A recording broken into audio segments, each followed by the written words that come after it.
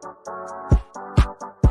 are now in tune to the Keys to the City podcast. And ladies and gentlemen, welcome back to another edition of Keys to the City. It's been long overdue. My goodness, Ted, this has been a long layoff. Wow. It's over a month now. A month ago. Do you believe a month ago I was in Connecticut? Yep. Time is flying, Ted. Ted, have a little more excitement. We're back. We're back. Come on, man. There's a lot of shit going on. There's a lot of stuff going on. We got March Madness. We got baseball right around the corner. And we got the NFL draft. It's an exciting time. But Ted, we are Keys to the City. And we are on all social media platforms at Keys to the City. So check us out if you want to see the two passionate Italian brothers, the Keys brothers, back in action. I know we've had a long layoff. Ted, what the hell did we miss? We've been gone for like a month. What did we miss? Nothing, I don't think. We only missed a repeat champion. We had an NFL Combine record, 40-yard dash. Oh, we already went through the 12-team playoff era, Ted, because now we're going 14. We're trying to get to 14, so we really have been we've missed a lot. Let's see. A Hall of Fame center is officially retired, and one of our arch enemies, the Jason Kelce, is officially on the unemployment list, but he'll be getting somewhere soon. He's not unemployed. I watched the whole cried for the whole time. I had tears at least the whole time, man. Just the whole time. That man, I love Jason Kelce. There's a few players, if I'm a Giant fan, there's a few players from opposing teams that I love, and Jason Kelce's one of them. And also, Ted, the worst trade in NFL history. That is Mr. Russell Wilson to Denver Broncos. And you also have, I don't know, Caitlin Clark breaking the all-time record for points. Just keep going to what we missed, man. LeBron James scored 40,000 points. Juan Soto is absolutely demolishing the baseball in spring training. So Red Sox are already dealing with pitching injuries. Ted, I don't think we missed anything, man. I don't think we missed anything. Let's see. Anything? No, else? I'm saying I think like I don't. Oh, think there was the bad NBA All-Star game. That was awful. Let's see. We had NHL All-Star game. Oh, and Saquon Barkley right now is not a Giant. So yeah, I was just going through that. I saw Schultz got a 3-year deal for the Texans. Boy Dalton Schultz, bro. Schultz. Jaguars tagged Josh Allen. Bucks tagged Winfield. Brian Jr. Burns. Yeah, all the. So to say the least, Ted, we haven't done a show. We didn't get to ever do a show in the Super Bowl. A lot of things happened in Connecticut. Oh, yeah, there was a Super Bowl winner, too. Yeah, I told you, repeat champion. That was the Kansas City Chiefs. Ted tried to take me out, not on a date or anything, or to the zoo or to the mall. But no, he tried to actually take me out. Because Ted's like, if I take him out, I can be reign supreme. I can be the top dog. I beat you already before we even got taken out on your ankle. I already had beaten you in horse. It wasn't my ankle, Ted. It was my calf. It doesn't matter. Let me say, it's not a fun injury. It's not a fun injury. You still got beat twice. You know, what are you gonna do, bro? What am I gonna do? Excuses. No, you were the better man that day. I have no excuse. Every day. You are not the better man every day. You might have been the better night or better man that night. So I'll give you your praise, but you still tried to take me out. So Ted, we just ran through everything. That was a 4-minute spiel of everything we've missed and never really got to cover since our last episode on Keys to the City. But Ted, let's talk about it. Let's get into it. Ted, when you think of the NFL, who are the franchises that come to mind for you? Well, first it's got to be Dallas, just because it's Dallas. Who else? Just go through. Dallas 49ers, Pittsburgh.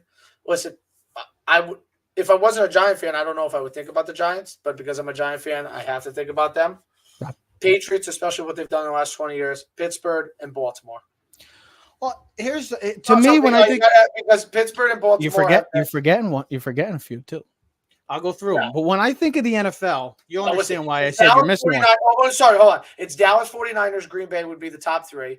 Then of course the Patriots, Giants, and then you have, and for me, because you see it all the time, the Steelers and the Ravens. The Ravens have literally been a dominant team since move from Cleveland. Cleveland. So here's my thing.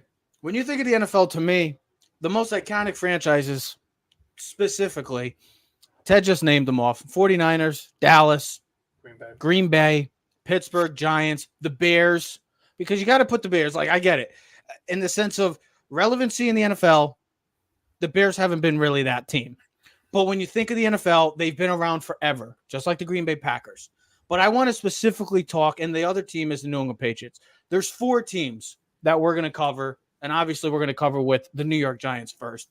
The 4 teams, and it seems like they've been the talk of the offseason, Ted, ever since the Super Bowl ended. It's been these 4 teams. It feels like we watch Get Up every day. We watch Colin every day. We watch First Things First. You watch the Michael Kay show. When we're talking and what they talk about, these 4 teams have been talked about throughout the entirety of this offseason so far. And they're some of the most iconic franchises. The New York Giants, the Pittsburgh Steelers, the Chicago Bears, and the New England Patriots all have one major glaring similarity. Quarterback. It's because of the quarterback. And we just saw a month ago what a quarterback could do. No matter what the pieces are surrounding that team, as long as you have the quarterback. Now, maybe, just maybe, Patrick Mahomes is the outlier. And we never got into the conversation of where he ranks among all-time greats, but he is possibly the greatest outlier in the history of the NFL because of the fact of people looking for quarterbacks like him. Oh, we want to find the next Patrick Mahomes. Or even if you don't have receivers, you don't have like some missing pieces, you still have 15 to overcome everything. You look at these 4 franchises, specifically the New York Giants, because we have to get into it because we are Giant fans, as you can see by Ted's shirt and by my color. I didn't wear a Giant shirt, but I'm wearing the blue. I didn't put it on because we were talking to the Giants. Oh, of course, I get it, but you're wearing it because you're a Giant fan. I just needed a shirt that if I spilled grease on it when I was cooking, it would have been okay. That meal did look good. I ain't gonna lie. I saw it finally. That looks good. I would love. It tasted even better. Tasty. These 4 franchises feel like, yes, they are relevant in the sense of branding, but they're not relevant. And you say, oh, well, the Steelers have been to the playoffs, but they're very irrelevant when it comes to the Super Bowl picture. Look at these 4 franchises. The Patriots. Oh, well, they've been dominating for 20 years. What have they done since 2018 when Mr. Tom Brady left? They've been at the bottom where the Giants and the Bears have been, and the Jets. And the Giants, Steelers, and Bears all looking for that quarterback. But, Ted, we're going to start with the Giants. We got to get into it. Yeah, absolutely. Got to.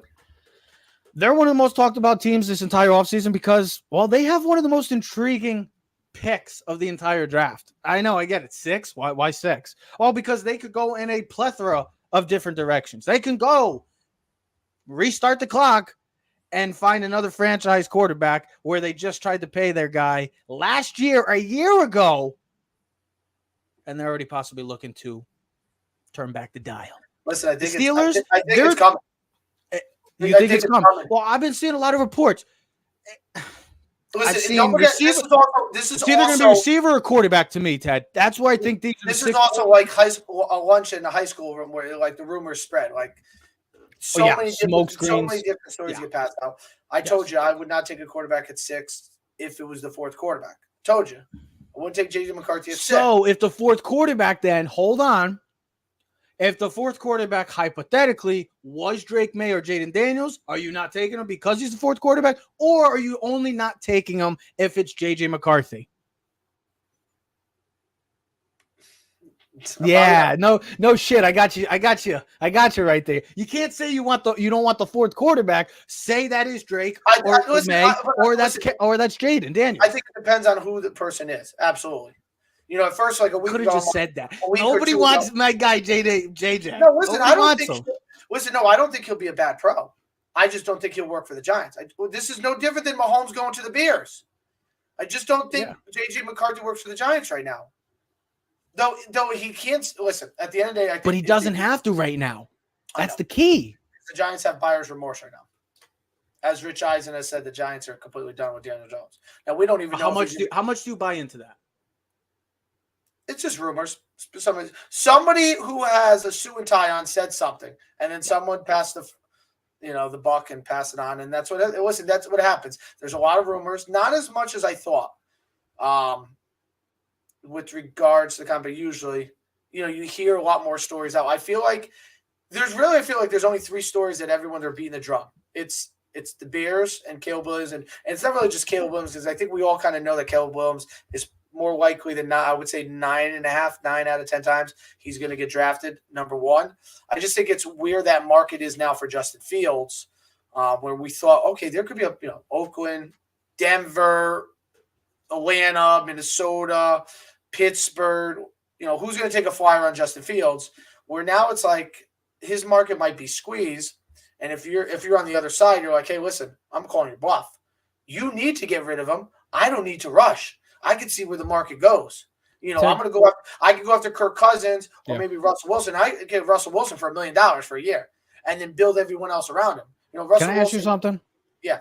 What do you think, honestly, because there's a lot of them, what do you think is the number one need for the New York Giants as of right now? This is before, like, a lot's going to change because the Giants free agency. The Giants should go after Russell Wilson for $1 million. But no, realistically, to you, when you look at this team, there's so many. I mean, they can use corner, they can use edge, they can use interior, offensive line, receiver, tight end, quarterback. What do you think is number one? Well, last week when I talked about Mike, listen, whatever quarterback comes is not going to succeed at the Giants because there's no weapons. But then you look at this draft, and this draft is really deep. I don't think you can say there's no weapons. There's no dangerous weapons on the Giants, especially now that Saquon's gone. There's potential. No one's looking at the New York Giants and going, yeah, there's a guy that scares me. Stop. He's a piece. I'm not scared of Wes Welker. I'm scared of Randy Moss. I mean, Wes Welker used to used to tear up defenses.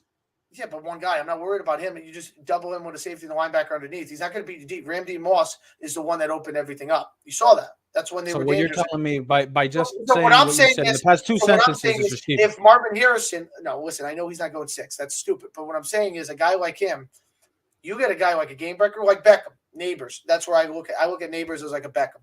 Romeo Jonesy, I told you, like a CeeDee Lamb, similar traits. I think – what was some of the other ones? Jamar Chase, I think they Devontae. Somebody said a Larry Fitz. I don't think about that. Larry Fitz had the best hands. But now you have that big time receiver on the outside, speed, size, whatnot. Now it opens up the middle of the play. Who's you say you don't have weapons. I'm going to come back with this on you. But here's the thing: who's throwing it? But if you do take the quarterback at 6, you sit him. I get it for Daniel Jones for a year. Hold on, yep. And then because his class is so deep, you could draft 2 receivers in a row in the second round. I believe you have the 37th, 39th, and the 39 and 47. That's what it is. 39 and 47. They have 4 in the top 70. Yes. So you can go back-to-back receivers right there. Okay. And then take a running back later on, or you could take a receiver at 37, which I feel like they still got to get an offensive line. I believe there's probably going to be at least 12 receivers probably taken in the first 2 rounds. But that's what I'm trying to say. Okay, and then here's the thing: if you want to get another cornerback in the second round with that 47th pick or 39, if you think one of the receivers, like if there's a couple guys that you think like, hey, listen, I could wait a couple picks, no, and then you can get the running back. I mean, you look at the kid. Jonathan Brooks from Texas. You look at the kid from Tennessee, Jalen Wright. Speed burst. You saw the kid from Louisville. Trey Benson. Yeah, there's some depth. I mean, you can get a running back in the later rounds. We've seen it. Look at the Chiefs. 7th round, Isaiah Pacheco. One of the better running backs now in the league. So you can get running back in great depth. I mean, even the kid Blake Corum, late round draft pick, somebody who can mix in with the offense. I think the Giants need another cornerback. We know the Giants need weapons on the outside. Giants should draft at least 2 receivers. I think, listen, honestly, as much as I really don't want to say this, the Giants need to draft all offense, except for maybe one cornerback. Who is throwing the ball? Whoever falls. I think the Giants are going to take whoever falls. I'm talking about who's throwing the ball to them.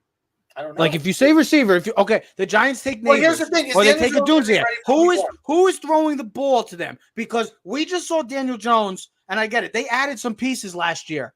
Added Jalen Hyatt, added Darren Waller. It didn't work out. They got Saquon back. They gave him the big contract. I get it. Everything kind of just like an avalanche just came crashing down real soon, real quick in game 1.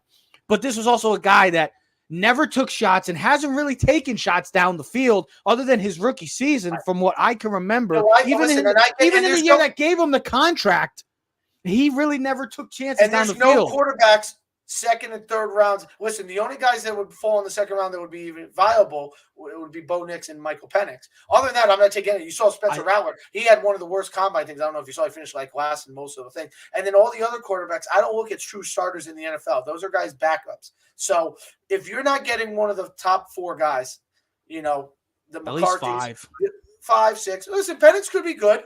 He showed off. Okay. If he is in the right system, I'm glad you brought him up. Bo Nix, I could see Bo Nix going to Denver if Mhm. McCarthy goes early because he fits the Drew Brees.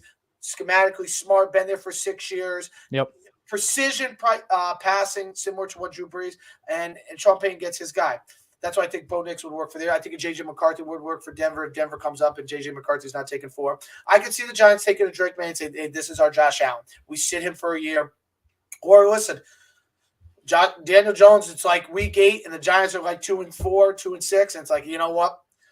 We're putting Drake May in. We'll finish the season like we did with Kurt Warner and Eli Manning, and then we'll have a thing. Because, I'm thinking in my head, I'm like, well, imagine getting like a Neighbors or a Junzi at 6, and then you have Jalen Hyatt on one side and Neighbors on that side. Talk about speed. And then Wando in the slot with Slayton. With Waller, too. Waller, the tight end. If Waller might retire. Waller's coming back. You already said he's coming back to the Giants. When did you say that? Last week. Did you not read it? Didn't you see that he's been like considering retirement for his rap career? You didn't see that? Well, I heard that about last year.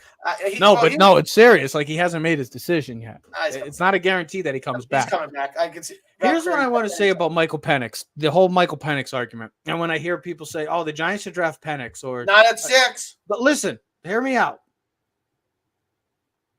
Why are the Giants going to draft a left-handed quarterback that has had multiple injuries in the past? Serious injuries, too. When you're just coming off of a guy that has had 2 injuries in the past 3 years. And, not to mention, we're trying to figure out our right tackle situation. But we want to get the lefty quarterback. Do people understand? Like, do people watch the national championship game? I get it. It was one game, and we should have not Michael Penix. But that was the closest he was going to face an NFL caliber defense in that Michigan team. And if you don't want to believe me, go watch the combine that invited 18 Michigan players, the most ever that got invited to a combine. So people don't want to say, oh, Michael Penix, he throws a perfect ball. I know, because he had a t-shirt, it's shorts on. Everybody's going to look great. Some people may not look good, but he throws a great ball. I'm not saying he's accurate. But anyways, we have a right tackle problem. Probably might be one of the worst in the game right now. So, and on top of it, the guy's had multiple injuries, shoulder injuries, ACL, knee injuries, but we want to go draft him at 6 because of why? Oh, no one's going to draft. They're not talking 6. They're probably talking second round, 37. I've seen it on social media, and I don't get this. I don't get this narrative of why people. You're not taking a guy with that many injuries at 6. But that's what I'm trying to say is why we go from one guy that's had 2 injuries, major injuries in the 3 seasons, to go to another guy that's had 4 injuries over his college career, and we have a right tackle problem. But because he throws a perfect ball, and have we talked about for the past 10 effing years that the New York Giants offensive line has been one of the worst during that span? But let's just throw Michael Penix in because he's going to be great. Like, why are people, like The Rock said, go smoke some more crack because they sound stupid. So, like Ted used to say, you sound stupid. That's exactly how people sound when I see Michael Penix at 6. But I ignore that shit, bro. I ignore it. People, I know, but it's just like people don't even process it. Oh, we want Evan Neal out. We want to get him out. We want to cut him. Go get him for a bag of potato chips. But we want to bring Michael Penix in, and that's going to solve everything. The offensive line is an issue in general. Okay. Yes. So yes. Let's face the facts. The offensive line is an issue. That's something that hopefully the Giants can fix in free agency. They have to hit in free agency because they've drafted inside the top 10, multiple offensive linemen. It hasn't worked. It's because of coaching. You got to go free agency on this one. You can't continue to just build and build in the draft. I get it. It works for some teams. Hasn't worked for the Giants. It worked for Dallas and Green Bay. It doesn't work for the Giants. Great coaching. Good coaching. That's what happens, man. We fired offensive lines left and right. Or great scouting. I mean, I wouldn't knock the job. I mean, Evan Neal was a we were down on Andrew Thomas the first year, and then he turns into him and Tristan Wirfs. And him and Tristan Wirfs are the top 2 guys in that class. Tristan Wirfs is one of the best right tackles. Andrew Thomas is one of the best left tackles. I've narrowed my choice to for pick 6, depending on what the Giants do, depending on if it's trading up or trading down. I have came down to 4 players that I would love to see in a Giant uniform.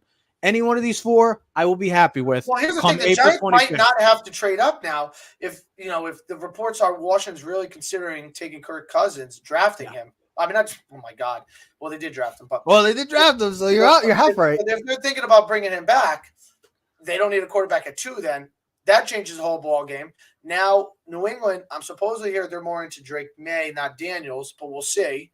Yeah. And then here's the thing: we know Arizona's not taking a quarterback, and we know Chargers are not taking a quarterback. But that can be a trade. That could be a team trading up. So that's where is what happens with Atlanta? That's the other question. Atlanta is interesting because what do they get? Kirk Cousins? Do they get Fields? Do they take Russell Wilson? A lot of reports saying Kirk Cousins right now. Because here's the thing: what if they give Russell Wilson for $1 million and then you bring in more weapons? Like you can really because here's the thing: you don't have to pay Russell Wilson anything, so you can, you really. Yeah. That's why like New England would make sense to take Russell Wilson for a year. Draft a quarterback. Go draft a quarterback or sign T. Higgins. And wouldn't you have to go trade? Wouldn't you have to go trade for him now because he is franchised? I got to see the whole. You'd have to probably try to either they can match an offer. Or it depends on if it's an was it the exclusive or the non-exclusive tag? Because I saw Ladarius Sneed got the non-exclusive, so that means he's available to be traded, even though he still is under contract with the Chiefs for now. I'm just saying my 4 guys. So here's the thing. So what did I'm looking right here? I just want to say my 4 use their non-exclusive tag, which means I have it right in front of me. So we're right. The most commonly used tag, when most referred to as a franchise, they generally means he can still get traded. It's a 1-year tender of the average of the top 5 salaries over the past 5 years. The tag player can negotiate with other teams, but his current team has the right to match any offer or receive 2 first-round draft picks and compensation if he signs with another club. So that makes it interesting. Because you're New England, you could say, you know what, I'll take T. Higgins and I'll draft Marvin Harrison. Take Russell Wilson for a year, and then you can always find a quarterback in the following year. But now you have T. Higgins and Marvin Harrison for the next 2 years. Now you have weapons. So my four, or they can trade back and get a shit ton of capital from the team. My 4 guys, before we get on to the other 3 iconic franchises, my 4 players, you can disagree, care to agree, disagree. 2 quarterbacks. I want Drake May. And you know the other guy. I want J.J. McCarthy.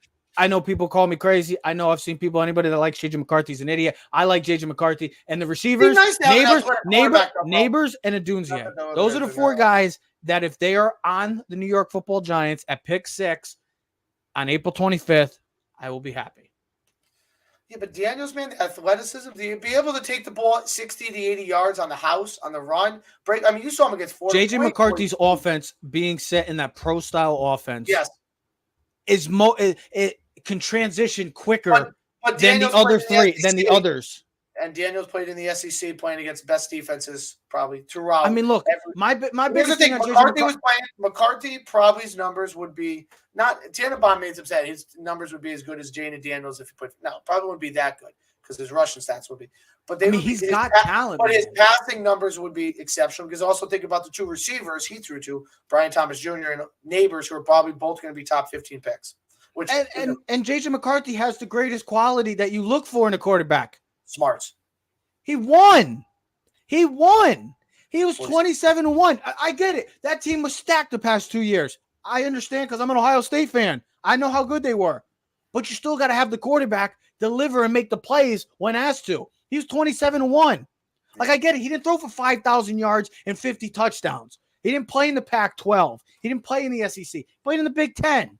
I get it. I had an argument with Bernard about it all day yesterday because he doesn't really think he's going to be anything special. I think he's going to be great because also the perfect situation for the Giants, and then we'll shift over and talk more Giants later on, but we'll shift over. He doesn't have to play right off the bat. You can start Daniel Jones. You can pick up a free agent quarterback if you want. And then guess what? They did say, Joe Shane did make one point. Daniel Jones will be the week 1 starter. He never said that he was going to be the long-term answer. So that could technically mean he's going to look for a quarterback, and then he's going to wait. He's going to play the Patrick Mahomes game. He's going to wait, and then when things go haywire or down south, maybe at the end of the year, like Ted said with Kurt. Hold on. Like that's what I was going to say. Do they fire Dable, and now you have a quarterback that a coach didn't want? Well, that's the tricky part. That is the tricky part. I get it, but guess what? You can have a receiver. Go take Odunze. Go take Neighbors. All of a sudden, Daniel Jones is going to elevate his game to a whole other game. Come on. No, We're in year 6. How delusional and naive are we as Giant fans that we're going on year 6 and we still have people thinking that Daniel Jones is a franchise quarterback? You know why I get so passionate about it? Because I was fooled. Because last year I said he deserved to get paid, and not the money that he got, but he deserved to get paid because he did lead us to a playoff appearance. I know that would be the day, but he got us to a playoff appearance, but he still had only 15 touchdowns. So let's not act like he had 40 touchdowns where he deserved to have the money. So we're in year 6 of people still saying, "Oh, Daniel Jones deserves a chance." Again, I'm going to say it one more time. I don't know where you read this. I see on Twitter, bro. I see people defending Daniel Jones. Dude, I know, but I just never read the Twitter comments. I still thought I'm not commenting. I just still look at it and I analyze, and I'm just saying. I don't read the comments of dumb people. But you still glance it. You obviously going to glance and look at it. Look at the thing. The comments are just listen. I don't look at it. Like the people on crack. It's like the guy NFL scout who had JJ McCarthy for the Giants, and every comment was about the Giants. Like, no, absolutely not. I'll riot. I'll just listen, folks, shut up. The Giants suck. Okay, you're idiots. You'll do nothing. Go back to work in your Monday 9 to 5 job. No, as Shooter McGavin said, go back to your shanties. Anyway, let's shift over. Listen, I also think that the Giants are in a tough position because we know this. If you don't have a quarterback in the league, you don't have anything. So Daniel Jones is not the answer, and I think by default, as much as I would like them to take a receiver, the depth of receivers in this class, and we've seen this year after year after year, you can get a great receiver in the 2nd, 3rd, 4th, 5th rounds. Guys come in and they dominate. They do well. What was Rashid Rice this year? Was he first round or 2nd? Ted, just go to Puka. Oh, yeah, but here, see, that's an outlier. That's an outlier because of Sean McVay. Sorry. You got to go to right. You got to go right system. Listen. So that's another point. And here's not the every thing. receiver is going to work. And here's the thing. That's why coaching matters. McVay, yes. Kyle Shanahan, and Matt Reed. LaFleur with all his young receivers. They got Andy Reid. That's why you see certain teams, they bring in young players or certain people, and they excel. And then you see other teams, the same shit every year. They bring in the players. That's why, like the Bears, they have to take Caleb Williams because imagine this, 2 years in a row you had the number 1 pick. Now, listen, it's easy to say you could have took C.J. Stroud. No one knew C.J. Stroud was going to be this good. But you had an opportunity. You didn't know he was going to be that good. You thought he'd be good, but not I said I would have picked him number 1 in a heartbeat. Everybody wanted Bryce Young. You didn't think he'd be a top 10 quarterback in the first year. Hell, he's not top 10, bro. He's top 5. So, with that being said, you had an opportunity to take C.J. Stroud or Bryce Young last year, right? So you passed. Then this year, that's why you have to take Caleb Williams. I don't want them to take Caleb Williams only because of the Fields. But I don't want them. I heard this today. Is like, I hope they're not picking Caleb Williams because of the mistake of not picking Patrick Mahomes. Because everybody that likes to say he was the director of scouting for the Chiefs would know based on his scouting report how his qualities fit Mahomes. Listen, they're going to do their homework. He's going to have his own individual workout with USC. Everyone's going to be there. They're going to break it down. McShay and Kuiper are going to be up there, and they're all. Dude, I haven't. No, it's from what I see all the time now. It's Field Yates and Kuiper. Matt Miller. Matt Miller. Yeah, I don't. McShay. I don't even know where he is. Maybe he got late. I think he was with the layoffs. You'll see that. Hey, listen. You'll see that day. It'll break down. They'll break down his throws, medical. He'll talk to teams. You'll hear all the stuff. I'm not a big fan of Caleb. I'm sorry. No. I think he's home run or bust sometimes. Not home run bust. I don't think he'll be a bust, but I think he's. What's his floor to you? Dak Prescott. Okay, that's good. That's a more athletic. Yes, yeah. With a chance to make bigger plays. And then I think his ceiling.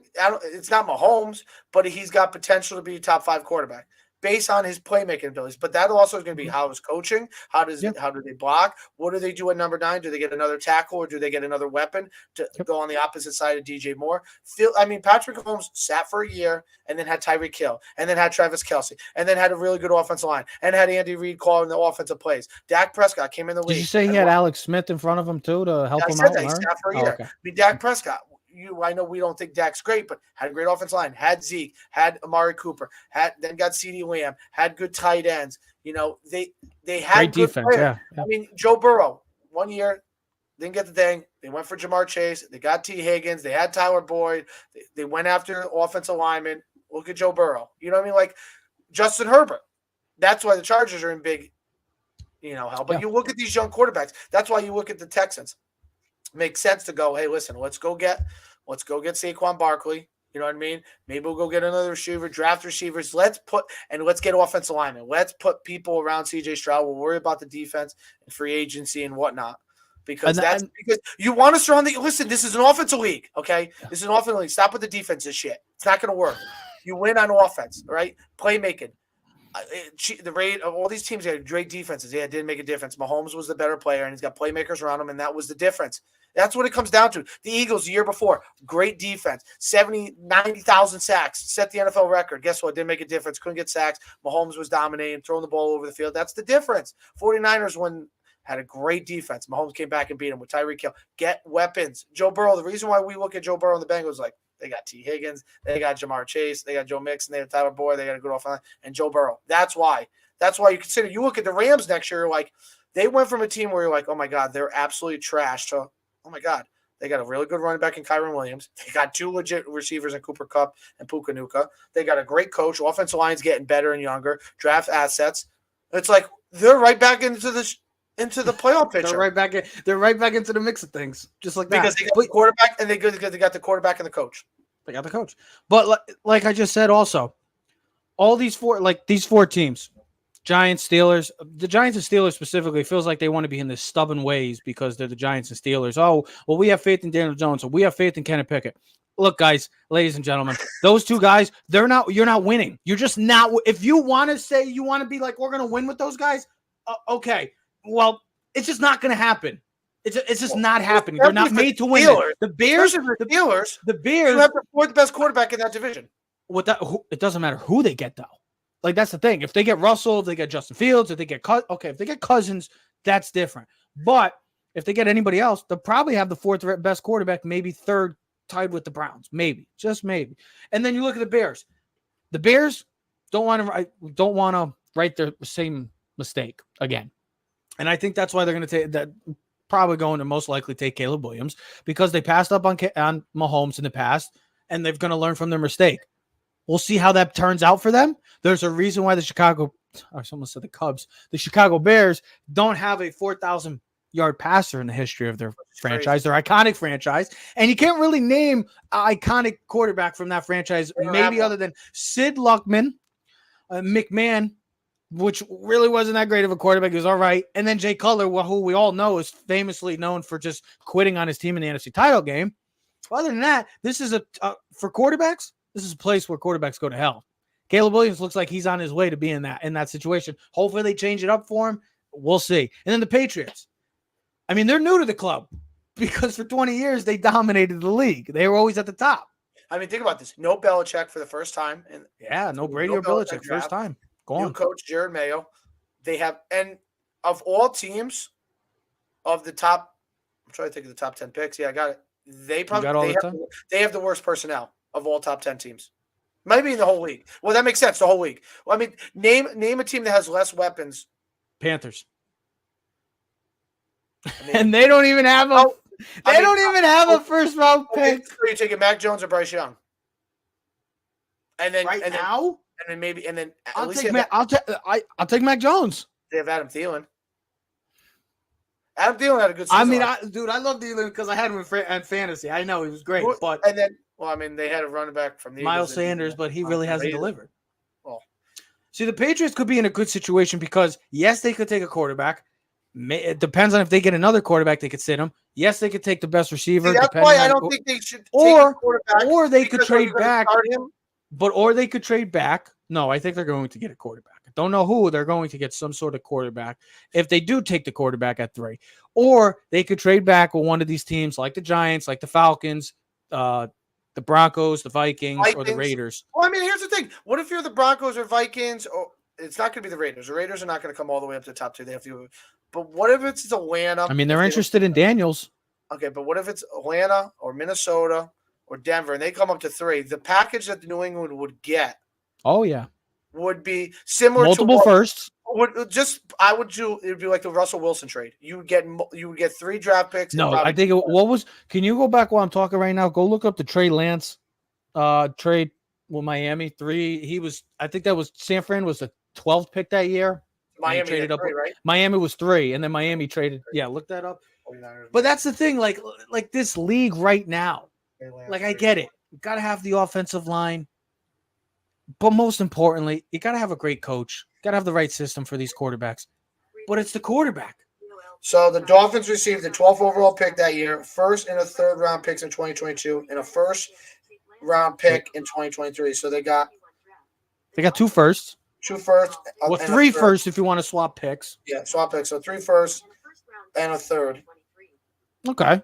So if you're a team like the Patriots where you need assets for the future because right now you are very, very far from competing for a championship.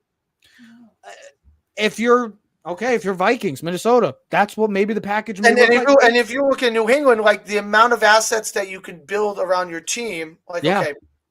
Because here's the thing, whoever they draft a quarterback, Drake May, Janet Daniels, J.J. McCarthy, which I've heard they like J.J. McCarthy because I guess he crushed it on the board. I guess very smart in the class. He's very smart. As they said, he ran an NFL offense with Jim Harbaugh. If you can handle Jim Harbaugh, you could probably handle a lot of the other coaches. And if Jim Harbaugh thinks he's a good quarterback, I mean, I know it was his quarterback because he was at his team, but it's not like, I mean, he could have put somebody else in. So, he had Cade McNamara. And guess what? Cade McNamara transferred because he wasn't good enough. So he started J.J. McCarthy. That's why Marvin Harrison becomes interesting at 3. Like, hey, listen, should we just get weapons? Do you think Harrison falls at all? No, he doesn't fall. Would you be more stunned? He is not going. Listen, first of all, I'll be surprised if he makes the Chargers. If he goes, would you be more shocked? I know it's not going to happen, but would you be more shocked if Caleb didn't go number 1, or Harrison was not the first receiver taken? Caleb not going 1. Okay. Just because now it looks like the receivers, based on what you're saying, the beginning before everything was like, okay, Marvin Harrison's the dominant. But now the more and more, the Neighbors and the Dunzier they have closed the gap on Harrison. And Neighbors has that Beckham speed.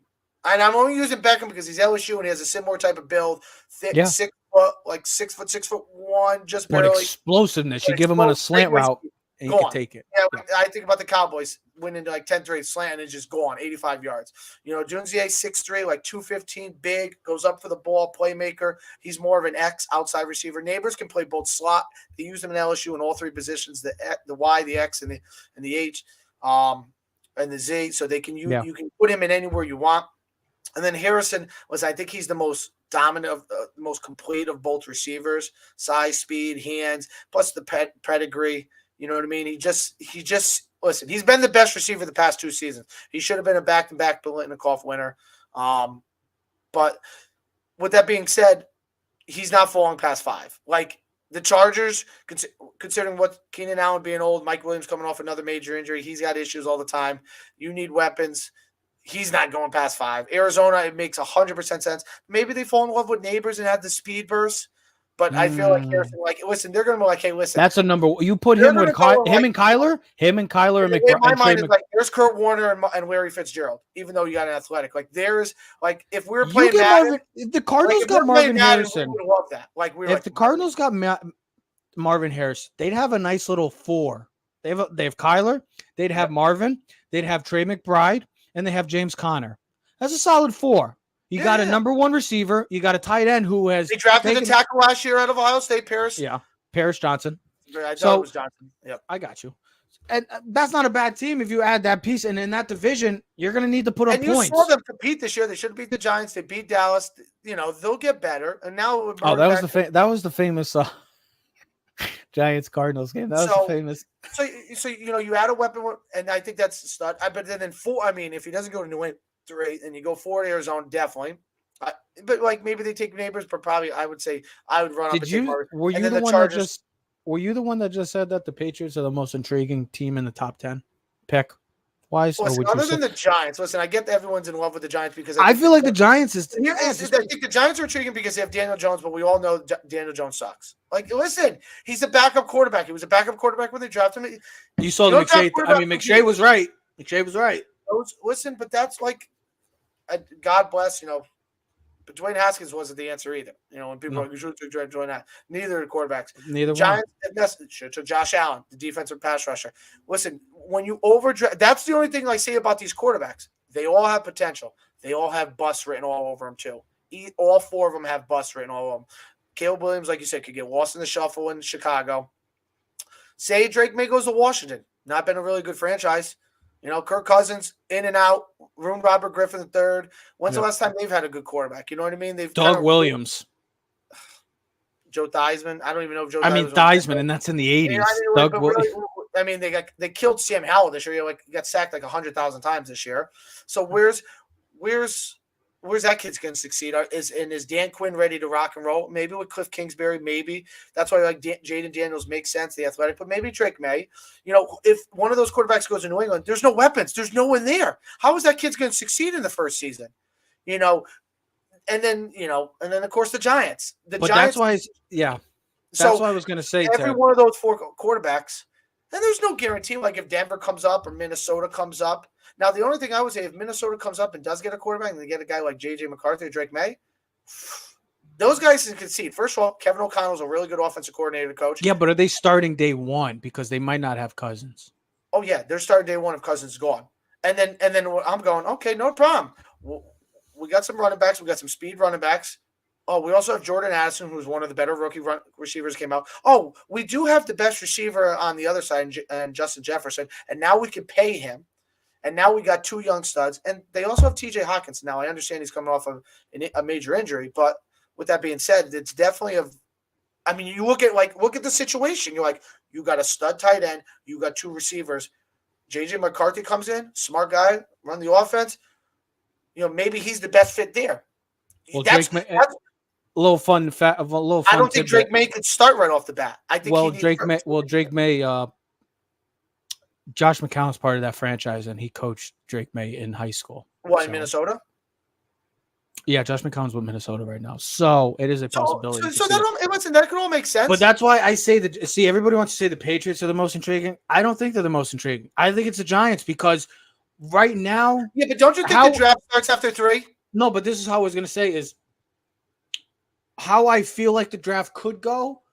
Realistically, Caleb goes 1, Jaden or Drake goes 2 or 3, both of them.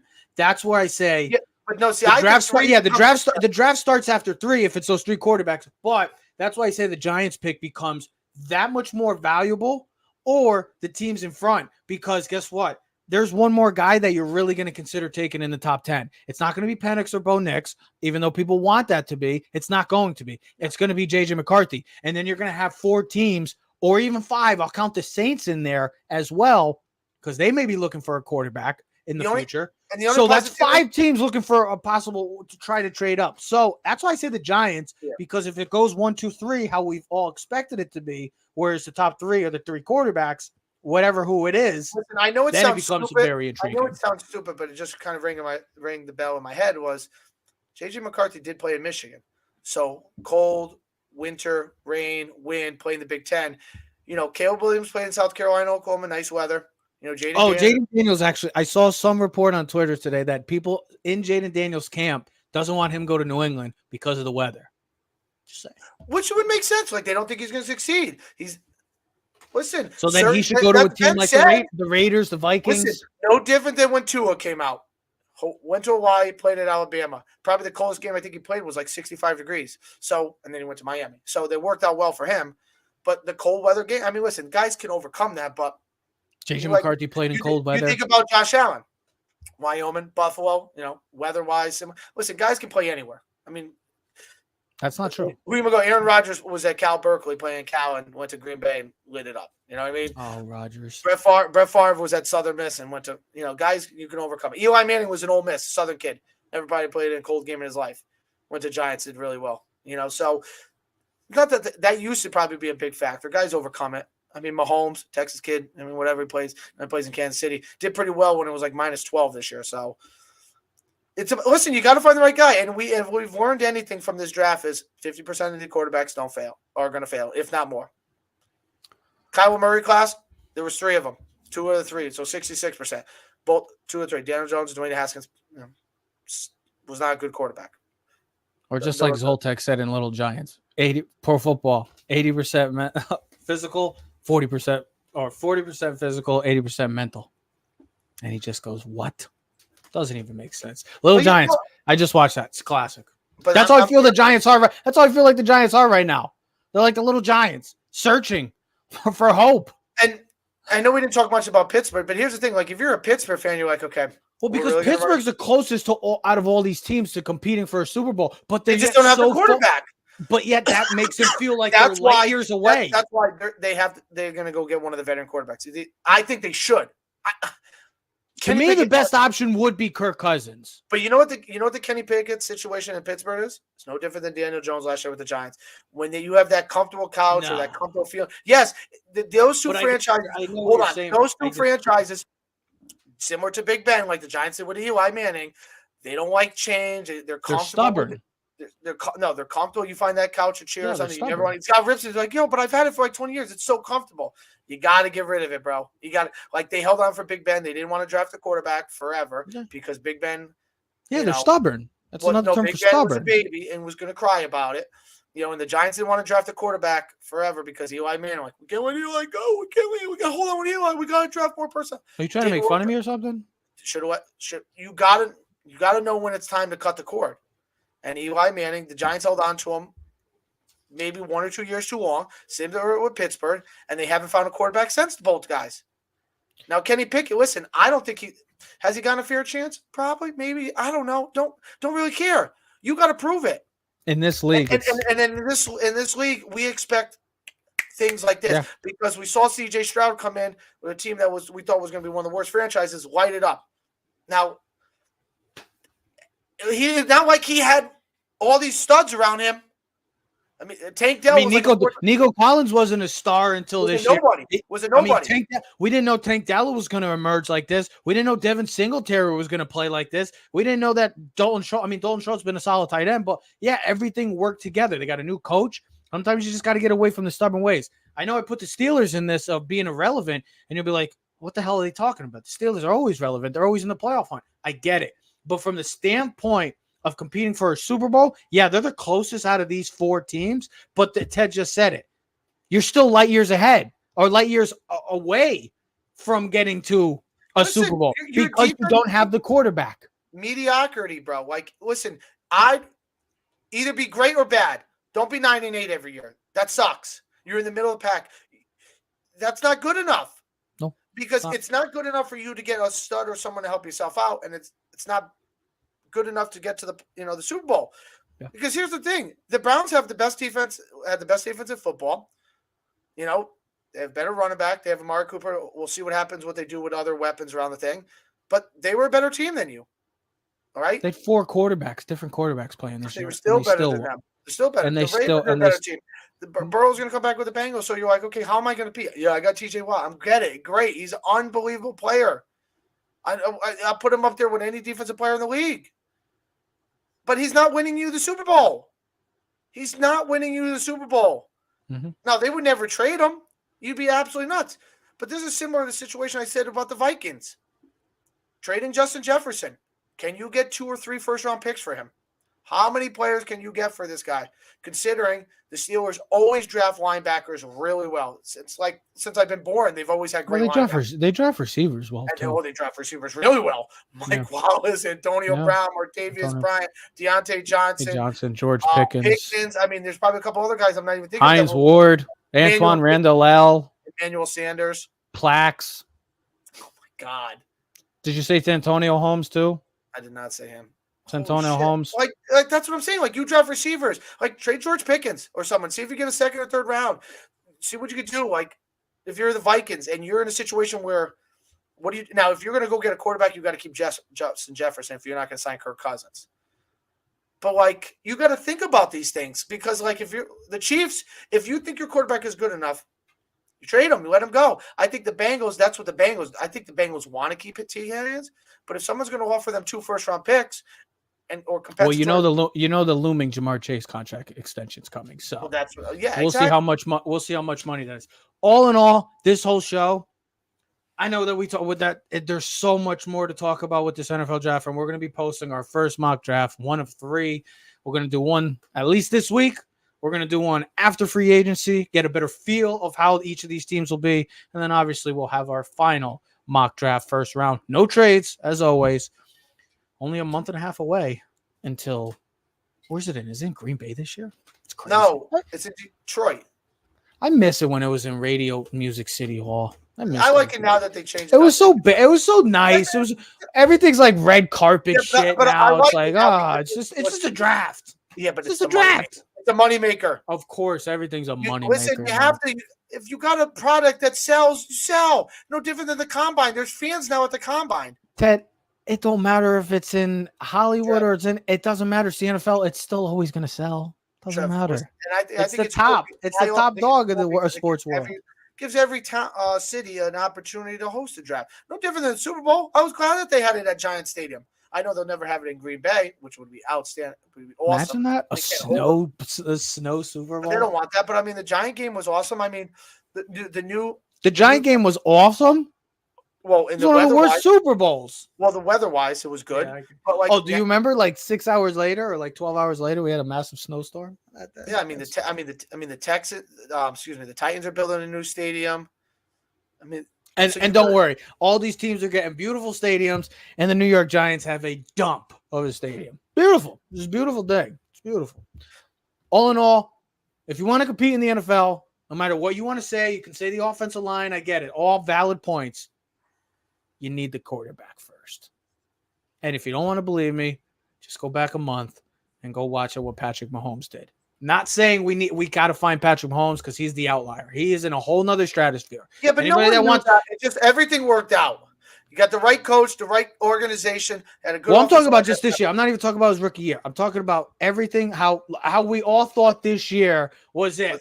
It's over with. The Chiefs weren't going to win. We all said it, Ted, throughout the playoffs. We picked the Bills. We picked the Ravens. We picked the Niners. Guess what? We were wrong. So, I just don't think we can ever bet against Jordan, bro. It's like betting against Jordan, betting against Brady, unless he's playing Eli, or betting against Patrick Mahomes. Wow, what a time to be. What a time. What a time. March Madness, few more weeks. Can't wait. 2 weeks, bro. I know. Next week, conference tournament games. Duke, North Carolina this weekend. We need it. Need a redemption. I'm down to 5 teams that I think legitimately have a championship shot. And 2 of them are both our teams. You want to hear them? The Duke has got to be Duke, baby. This is it. Duke's not good enough. Dude, what are you talking? You don't even watch them. You don't even watch them to say that. See, I watch UConn. So I can legitimately say, yeah, they're legitimate contenders to win a championship. Just like Houston, UNC, and Arizona. Those are my 5, and Duke that are winning, that are going to be holding. No Kansas? Overrated. They're too over. I would say Baylor has a better shot. Baylor's been playing well. Baylor should have beat them the first time in Kansas, too. Baylor's been playing well. I mean, I don't see a lot of teams winning it, though. Purdue! Hey, listen. They're going to lose again to a 16 seed. Could Purdue be like the Virginia team? You get knocked out in the first round, and then the next year you come back. No. I would be so – if Purdue made it to the national championship, ick. You know who else? I'll tell you, Kentucky and Tennessee are good. Pat said Kentucky. I said, yeah, don't be surprised. Kentucky's good athletic. And Tennessee, man, they got that kid. But here's the thing. I always notice with teams like that, like Duke, Kentucky, North Carolina, they might struggle throughout the year, middle of the year. But when it comes down to the end of the year, this is when they start playing their best ball. That's why I say Duke has a legitimate shot, because I think they're playing their best ball right now. I don't know. They got this kid, Jared McCain. Go watch him. Kid is a light-out shooter. He takes any chances he gets. He goes to the basket. I like it. We got scores. We got a big in Flipkowski. I know people are bitching about his injury, but I'm excited. I can't wait. And we still got so much more NFL to talk about. Got so much more. And we get to see Mr. Juan Soto and Aaron Judge in just under a month, starting a quest for 28. Going to have D. Joseph Aguirre joining us in the next coming weeks, talking baseball, Dodgers, Yankees. Plus, I will be going on Rich Sports Talk podcast this week, talking about probably most likely the New York Giants and the New York Jets, 2 teams that are in the top 10, again, looking for improvements. But ladies and gentlemen, we're back. And we're ready to go. We are Keys of the City. We're streaming on all social media platforms, including Spotify at Keys of the City. So comment, like, subscribe, or share. We are Keys of the City. Ted, We are carry out. us out. Carry us out. We are out. You are now in tune to the Keys to the City podcast.